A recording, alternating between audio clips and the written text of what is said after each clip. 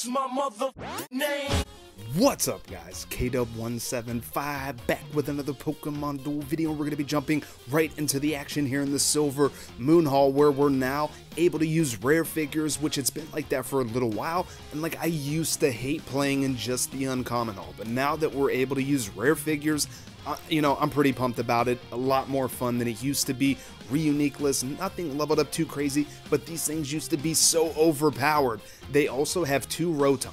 They have the Rotom set for both of them, but they only have one lawnmower plate, and then they have a Combuskin level 4, but it is a chain level 10, but at least there's no Blaziken to worry about. So they do have a max revive, they have one lawnmower plate, and they also have a gold block, double chance X attack. We have a full heal on the double chance. We also have max revive and a long throw phantom energy in our microwave oven plate, because our Rotom is going to evolve or transform into the Heat Rotom, that 144 damage. Sick. Early game speed and mobility for that late game power. Both are Sableye are level 10. One's a chain level 10, the other one's chain level 7, level 5 Froslass, level 9 Mimikyu, a few chains into it, into that curse, trying to curse Pokemon, get some banishes by way of curse or surrounding if they're running 3 Pokemon.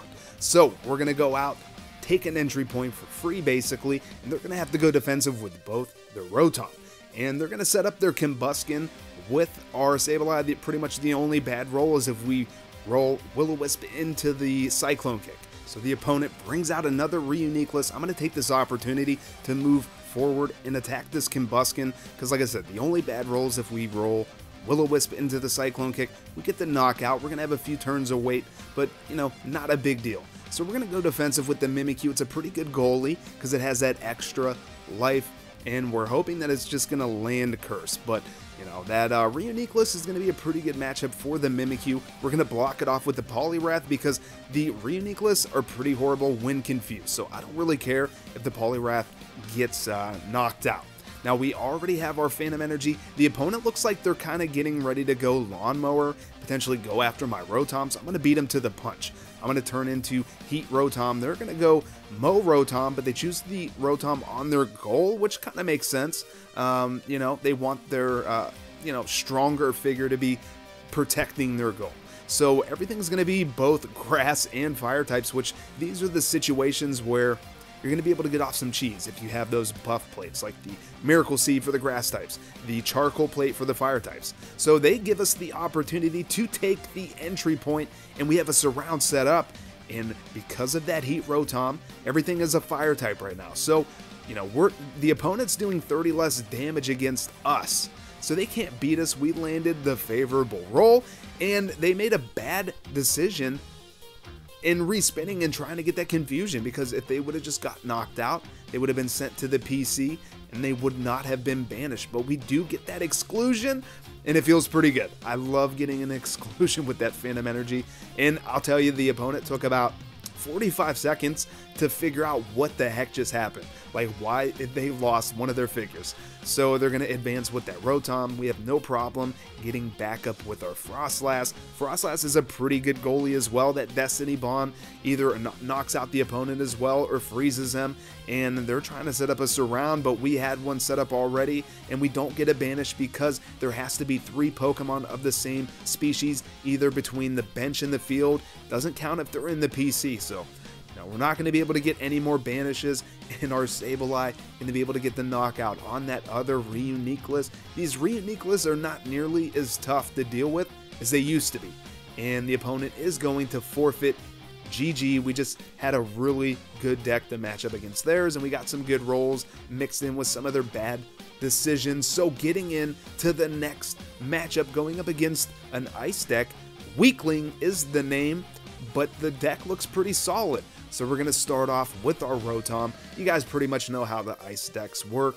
You know, you get frozen, the Alolan Vulpix is going to be able to switch with you. So if, you know, you're frozen, you don't want to go block. You know, you don't want to put yourself in a position where they can switch with that Alolan Vulpix. Bergmite is going to work kind of like Hiram, where if it's next to you, you're not going to be able to tag it. But we do have a full heal for those situations, because I come across a lot of ice decks. But, you know, Hiram is within a couple of steps. So Bergmite, if it's right next to you. Adjacent to you, if you're frozen, you're not going to be able to tag it, but you can still full heal. So the opponent moving forward with that Froslass, I have the microwave oven in effect. So see, they're doing minus 30 damage, and our Sableye would have been able to get the knockout. We are going to confuse that Froslass, and if it does want to move up, then, you know, we can either long throw, we can play the Phantom Energy now, so now we can come out with our ghost types, and they're not going to be able to block us off. So we're set up pretty well. I'm going to go ahead, I'm going to bring Poliwrath up toward their end of the board, and I kind of want to confuse that, that Weavile. So Weavile's going to be moving over. Both of the Alolan Vulpix are level 5, so there's no miss. So that's, you know, kind of annoying. And our Poliwrath gonna hit a miss. Like, come on, Poliwrath, you could have put up a little bit of a fight, but, you know, hey, we confuse them. There's still some odds there, but they are gonna have a bigger miss now, which is a good thing. Definitely a good thing. So they're going to scoop up with that Froslass. No longer confused. We're going to hop over with ours, and then they're going to jump over and attack, probably looking to freeze us. Blizzard would have went off and would have froze their Weavile as well if they would have landed that. So we have a full heal. Like I said, I love carrying one full heal in this deck and in this haul because there's so many status effects going around, and I probably play more ice decks than anything else. So we're going to get knocked out. That discharge is going to go off. Super annoying. It seems so small. I know, I mean, it's a sizable slice. I get it, but it's just like, man. And yeah, we had a surround set up on that Glalie, so they had to back up. And then we're going to block that Froslass off with our Poliwrath. And then we are going to battle with this Weavile.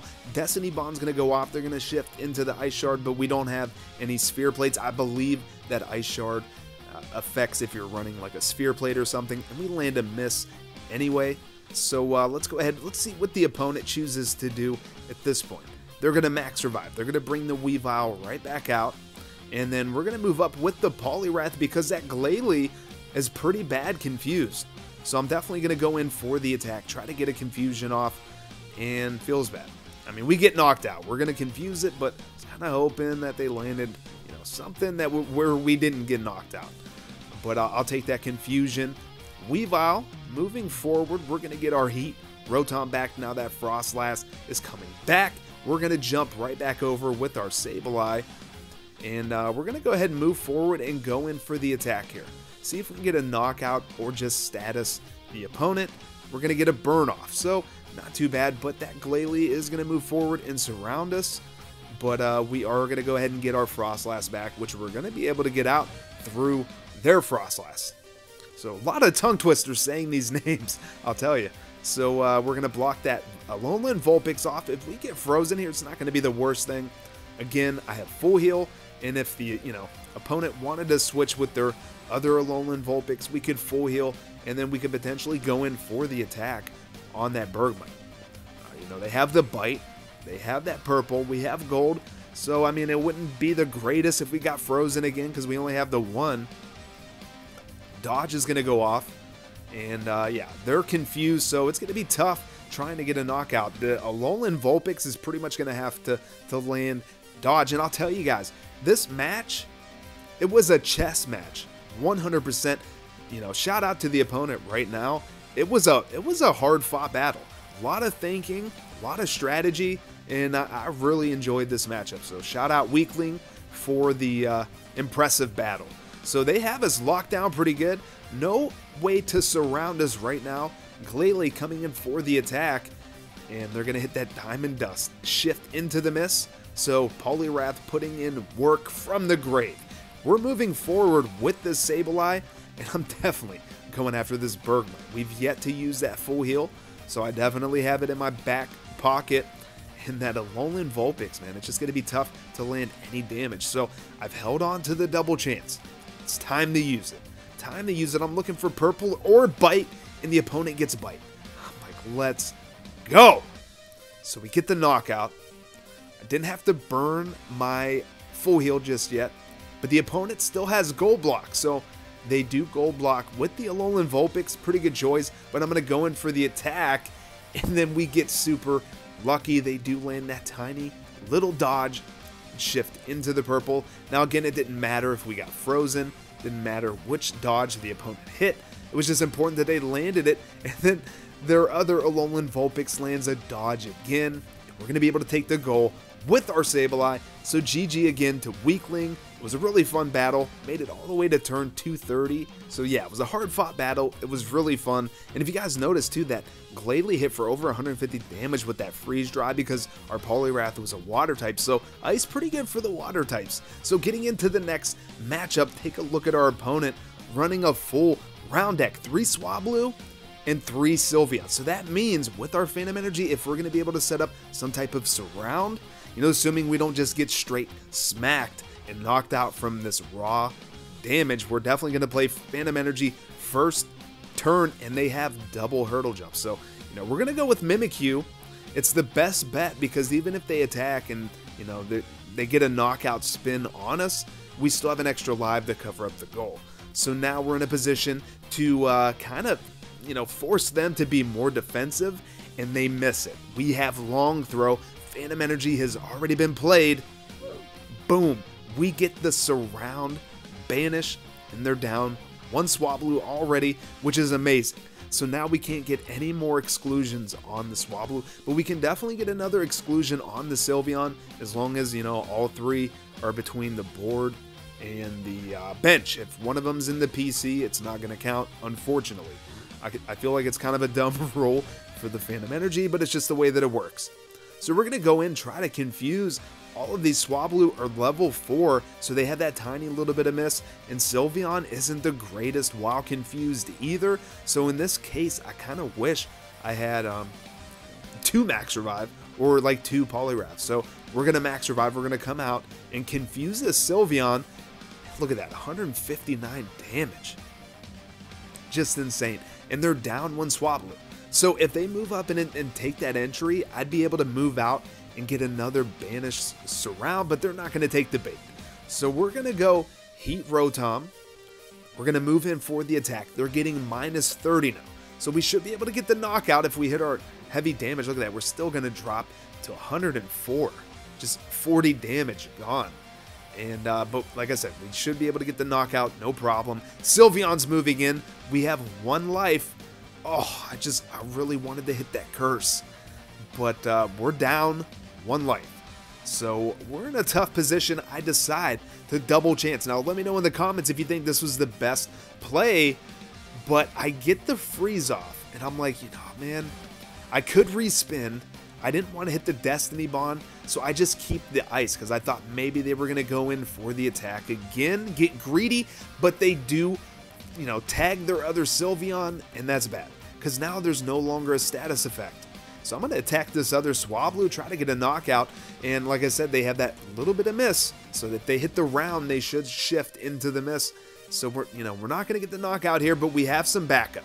So if we get knocked out here, and we do, whew, it's getting a little bit scary, guys. So now I'm going to move in with this Froslass. I'm kind of baiting that hurdle jump surround, because they would get banished if they went for it. But then we get super lucky that Sylveon's going to hit a miss, and we get a clutch knockout. So Froslass was definitely, I think, a really good choice there.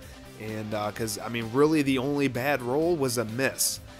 And our Sableye, you know, a pretty good chance to hit gold. So now we're going to block off this other Sylveon. Like, I really want to try to get another banish, but it's just not looking like it's going to happen. And Swablu now going to move in, doesn't attack. Now I'm not going to allow them to hurdle jump with that Swablu, even though like their PC is empty. Like, I guess I could have did it. We're just going to cycle, get another Poliwrath. I guess it would have been fine, but I don't know. I'm just going to keep bouncing back and forth, and finally I'm like, you know what, I'm going to go after this Swablu. I'm done jumping back and forth. I'm actually down on time, and as you can see, the Swablu shifted into a miss, but we're not able to land an attack, and now they're burned, which is not going to be as good. So I'm going to go in for the attack here. We hit that discharge. 11 damage. Just enough to be able to get the knockout. I'm going to go in for the attack. As long as we can hit that 144 and we hit a miss, but we get lucky. Sylveon's going to land a dodge. I'm like, okay. They're going to max revive, so they have additional backup. I'm going to go in for the attack again. They can always hit a miss or that moon blast for 50. And, you know, I'm like, you know what? Let's try to get rid of this Swablu. We should be able to. Should be able to get rid of it. And we do get the knockout. So they hit that miss. I'm like, all right, let's go. Now that Sylveon, we'll definitely be able to beat its round with our 144. And we hit the 144, and they hit a miss. I can't believe they attacked us there. I cannot believe they attacked us. So, you know, they get punished. They lose. I think there was better plays than that, but GG to the opponent. It was a really fun battle. This is the deck. This is the layout. If you guys want to try it, I think this haul is going to be ending by the time you see this video. I know maintenance is coming up pretty soon, but I enjoy this deck, and I think it has some, I think it can play okay in League. Maybe not super, super high up, but I think you can, you know, break 3K with this deck, no problem. And I definitely rate this deck pretty high in terms of fun, and the difficulty is a little bit higher as well. It takes some chess moves and some strategy, but it's a really fun deck. Try it out, and if you guys enjoyed this video and these battles, definitely leave a like. And if you're new to the channel, subscribe and hit that notification bell so you never miss a new upload. And you can follow me on Twitter at KDub175 for further discussions. And until the next one, later guys.